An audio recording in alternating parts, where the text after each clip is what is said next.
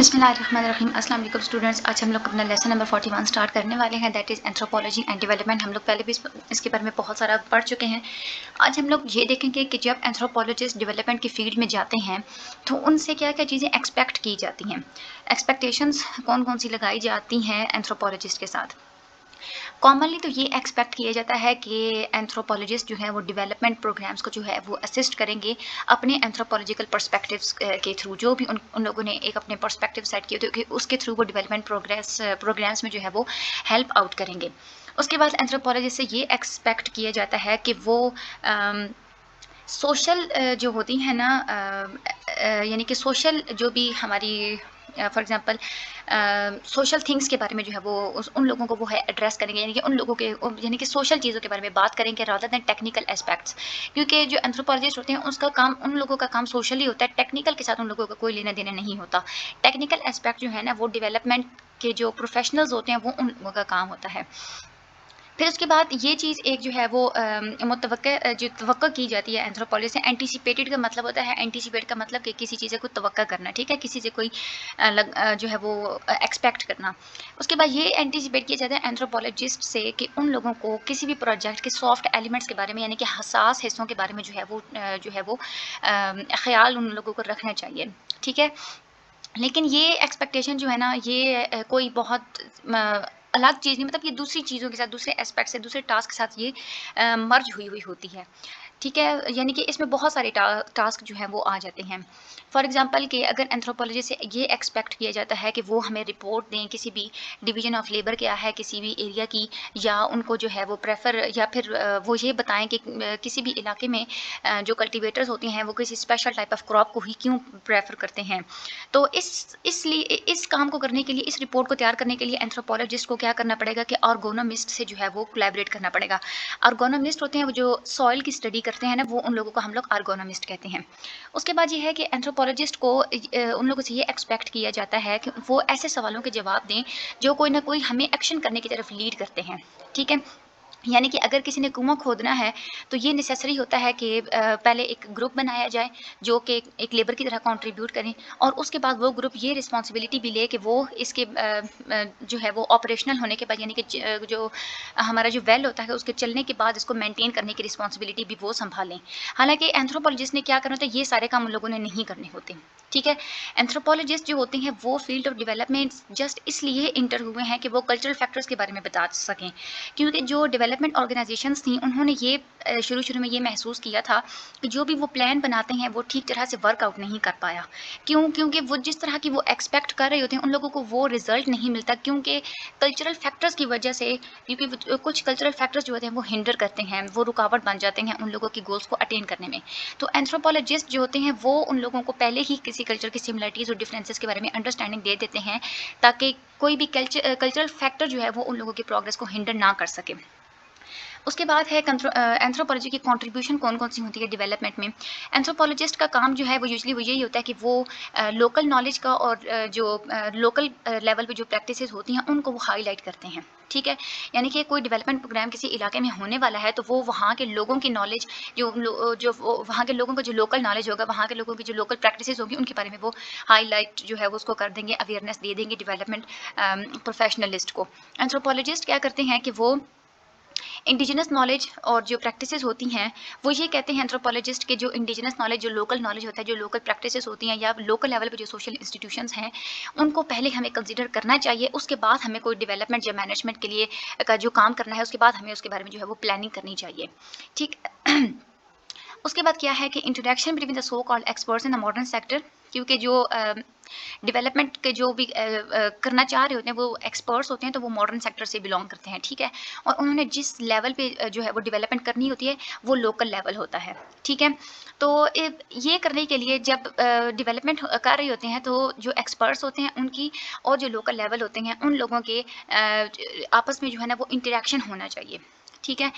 ये इंटरेक्शन होगा तो तभी वो क्या होगा कि वहाँ से एक एक न्यू नॉलेज की क्रिएशन होगी, ठीक है। एक्सपर्ट्स और लोकल पीपल आपस में जब मर्ज करेंगे, आपस में इंटरैक्ट करेंगे तो वो एक न्यू नॉलेज बनाएंगे, और वही जो है वो स्टार्टिंग पॉइंट होता है किसी भी डेवलपमेंट एक्टिविटीज़ का। क्योंकि जो कल्चर होते हैं ना वो इंटीग्रेटेड चीज़ होती है सोसाइटी में, उसके सारे पार्ट्स आपस में इंटीग्रेट कर रहे होते हैं, मर्ज कर रहे होते हैं। तो इसलिए जो सोशल सोशल डेवलपमेंट कल्चर जो इंटीग्रेटेड होता है सोसाइटी में, और सोशल डेवलपमेंट जो है वो कभी हमारी हेट्रोजीनियस होती है, डायनामिक होती है, हॉलिस्टिक होती है। यानी कि कभी-कभी हम जो जिस कल्चर में हम लोग डेवलपमेंट करना चाह रहे होते हैं, उस कल्चर के लोगों की सोच के बिल्कुल बरअक्स वो डेवलपमेंट होती है, तो वो लोग फिर उसको जो है ना वो एक्सेप्ट नहीं कर पाते। तो पहला स्टेप जो इस सारी चीज़ में जो करना चाहिए वो ये है कि डेवलपमेंट वर्कर्स को पहले उस इलाके की नॉर्म्स की, वैल्यूज़ की, आइडियल्स की, उस स्पेसिफिक एरिया में जितने भी बिलीव्स हैं उस बारे में एक पिक्चर उन लोगों को समझने की ज़रूरत होती है, और फिर दूसरे लेवल पे जाके उन लोगों को जो वेरिएशंस होती हैं, जो हेटेरोजेनिटी होती है बहुत सारे लोगों के दरमियान, उसको भी समझने की ज़रूरत होती है। ये क्योंकि हायरार्कीज़ जो है वो हर जगह पे पाई जाती हैं, ठीक है? यानी कि कुछ जो है वो अपर लेवल पे सोचते हैं, कुछ लो लेवल पे, कुछ अपर क्लासेस होती हैं, मिडल क्लासेस होती हैं। तो ये अप एंड डाउन का जो ये सारा स्ट्रक्चर होता है, ये हर सोसाइटी में पाया जाता है।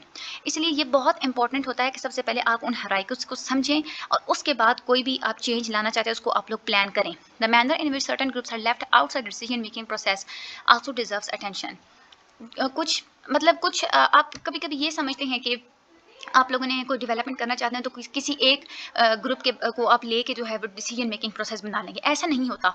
आप जिस इलाके में जा रहे हैं, आप लोगों को वहाँ के टोटली हर ग्रुप को की जो है ना वो उसको समझना होगा, उनका अटेंशन देनी होगी, उन लोगों को समझने के बारे में कोशिश करनी होगी, तब जाके आप अपना डेवलपमेंट का प्रोजेक्ट उसको आप लोग अटेन कर सकते हैं। उसके बाद रिक्वायरमेंट्स एंड रिवार्ड्स और ऑफ द एंथ्रोपोलॉजिकल इनपुट। देखें, सबसे पहले तो ये है कि रिक्वायरमेंट क्या है, कि एंथ्रोपोलॉजिस्ट ने क्या करनी होती है कि रिसर्च करनी होती है। डेवलपमेंट और कल्चर दोनों को टाइम चाहिए होता है, ठीक है? उसके बाद दूसरे जो है वो रिक्वायरमेंट एंथ्रोपोलॉजी की क्या होती है कि उन लोगों को जो एक्सपर्ट्स होते हैं उनका, और लोकल नॉलेज वाले जो होते हैं पीपल, उनका दोनों का आपस में जो है वो इंटरेक्शन करवाना होता है, ताकि वो दोनों आपस अपने-अपने जो उनके डिफरेंट काइंड्स ऑफ नॉलेज हैं उनको वो इंटरचेंज कर सकें, ठीक है?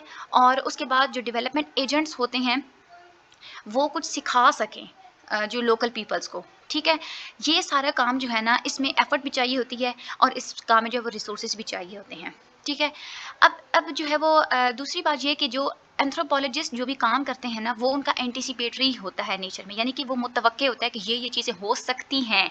पास्ट पे बिलीव करके वो कुछ नहीं कहते। वो कहते हैं जो है वो डेवलपमेंट प्रोजेक्ट्स को कोई भी इन्फॉर्मेशन देते हैं तो वो उन लोगों को बताते हैं कि इस सर्टेन एरिया में आप लोग इस प्रॉब्लम को आप लोग आप शायद आप फेस करें, ये प्रॉब्लम्स मुतवक्के हैं। तो ये जो हेल्प आउट करती है ना, ये इस तरह से एंथ्रोपोलॉजिस्ट जो होते हैं वो मुतवक्के नेगेटिव और पॉजिटिव चेंजेस का जो पोटेंशियल्स होते हैं उनके बारे में वो बताते हैं, ठीक है? जितना अच्छा कल्चरल एनालिसिस जो है वो किया जाएगा, ठीक है, डेवलपमेंट इनिशिएटिव्स में, तो वो उतना ही ज़्यादा जो है वो हेल्प आउट करेगा कि वो किसी मुतवक्का कन्फ्लिक्ट या मुतवक्का जो झगड़े होते हैं, यानी कि जो हम लोग एक्सपेक्ट कर रहे होते हैं कि कोई कन्फ्लिक्ट हो सकता है, कोई क्लैश हो सकता है, उसको अच्छी तरह से वो एनालाइज़ कर सकते हैं। और वो इस एनालिसिस का रिज़ल्ट ये होता है कि कोई भी सीरियस प्रॉब्लम होने से पहले ही हम उसको सॉल्व कर सकते हैं।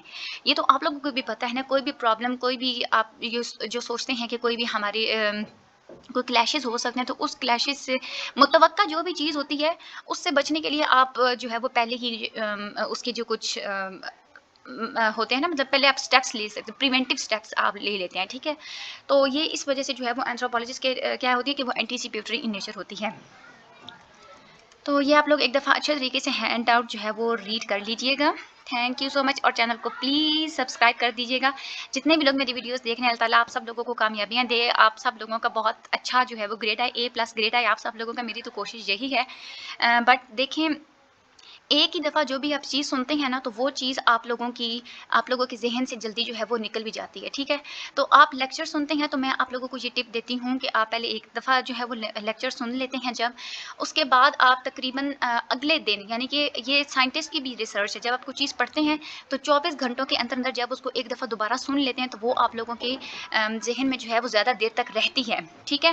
यानी कि आप कोई लेक्चर सुनें, 24 घंटों के बाद उसको दोबारा सुनें, और फिर 1 वीक के बाद आप फिर उसको दोबारा सुनें। वो आप यकीन जानें, आप लोगों को पूरे सेमेस्टर में दोबारा, शायद आप लोगों को दोबारा रिवीजन करने की ज़रूरत नहीं पड़ेगी। फिर आप लोगों ने बस जस्ट आप लोगों ने पेपर देने जाना होगा, तो उस पेपर देने से पहले आप लेक्चर सुन लें, और जस्ट फिर जाके आप पेपर दें, तो आप लोगों का पेपर बहुत अच्छे तरीके से अटेम्प्ट होगा। ठीक है? Thank you so much.